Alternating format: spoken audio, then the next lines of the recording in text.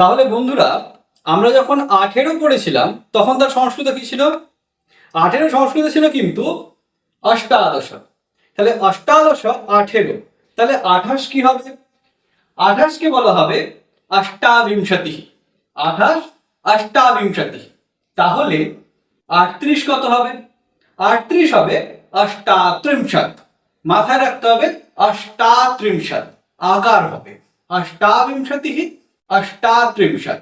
তাহলে 48-এ হবে অষ্টাচত্বারিংশৎ বা অষ্টাচত্বারিংশৎ। দুটো রূপই হয় 48-এ, অষ্টাচত্বারিংশৎ বা অষ্টাচত্বারিংশৎ।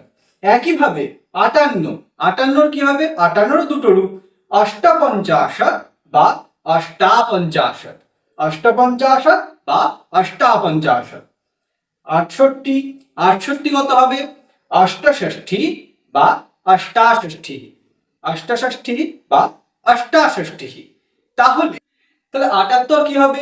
78 হবে অষ্টসপ্ততি বা অষ্টাসপ্ততি, অষ্টসপ্ততি বা অষ্টাসপ্ততি। কিন্তু 88-র ক্ষেত্রে একটাই হবে, সেটা হচ্ছে অষ্টাশীতি, যেটাকে সন্ধি করে বলা হয় অষ্টাশীতি, অষ্টাশীতি বা অষ্টাশীতি। আবার 98, 98-এর ক্ষেত্রে দুটো রূপ পাওয়া যায়, একটা অষ্টানবতি আর একটা অষ্টানবতি, অষ্টানবতি অষ্টানবতি। আগের একটি ভাগে আমরা দেখেছিলাম 19-কে সংস্কৃতে বলা হয় থাকে কি? 19-কে সংস্কৃতে বলা হয় থাকে ঊনবিংশতি।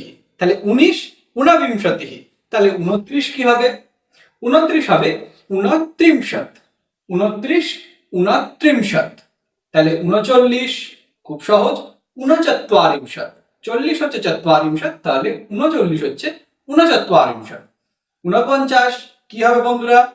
একদম ঠিক ভাবছো, ঊনপঞ্চাশৎ, 49 ঊনপঞ্চাশৎ। 59, 59 হবে ঊনষষ্ঠী, 59 ঊনষষ্ঠী। তাহলে 69 কি হবে? ঊনসপ্ততি, 69 ঊনসপ্ততি। তাহলে 79 কি হবে? 79 হবে ঊনআশীতি, 79 ঊনআশীতি। 89, 89 হবে ঊননবতি, 89 ঊননবতি। দেখার বিষয় 99, 99 কে বলা হয়ে থাকে ঊনশতম, 99 ঊনশতম বা নবনবতিও বলা হয়ে থাকে, ঊনশতম বা নবনবতি। তাহলে বন্ধুরা, সংখ্যার উপর কিন্তু আমরা যথেষ্ট আলোচনা করে নিয়েছি। এখনো তোমাদের যদি কোথাও কোনো সন্দেহ থাকে বা কোনো বুঝতে অসুবিধা হয়ে থাকে কোথাও, তাহলে অবশ্যই আমাকে কমেন্ট করে জানিও। আমি পরবর্তী ভিডিওতে তোমাদের সেই সমস্যাগুলো সমাধান করার চেষ্টা করব। ততক্ষণ চ্যানেলটাকে লাইক, সাবস্ক্রাইব এবং শেয়ার করে দাও আর সংস্কৃতে থাকো।